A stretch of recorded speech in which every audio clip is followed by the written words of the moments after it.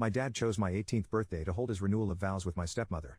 Anyway, the speech he wrote for my wedding had much of this content from what my aunt heard from my dad and read herself. She knew on my wedding day that the last thing I needed to hear was how much he adores his wife when he does so in a way that says my mom meant nothing to him. I told him I knew about the speech and he didn't have permission to give the speech at my wedding. Dad asked why not, and I told him I didn't want him to use my wedding to praise his wife. He said she means the world to us, so why would I say that? I told him she meant the world to him, but she pales compared to my mom, who meant the world to me and still does. I told him he might have decided mom meant nothing, but that didn't mean I shared his feelings. He accused me of being sensitive and then said it seemed like I didn't care about his wife at all, and then he said she was a good mom to me for the 8 years she raised me. I told him she was never anything more than his wife. My mom died when I was 8, and I didn't get a new one, and the last thing I need to hear is how little she meant on my wedding day. Dad told me to be reasonable, and the bride and groom's parents typically say something. I told him nothing he had to say had a place at my wedding, that this is mine and my fiancé's wedding, not his. I told him to get married again if he only wanted to praise his wife, but it was not happening at mine. He told me to stop acting like a little boy and grow up. I left. Then his wife called, crying about the fight Dad and I had, which led to Dad calling me again and telling me to grow up again.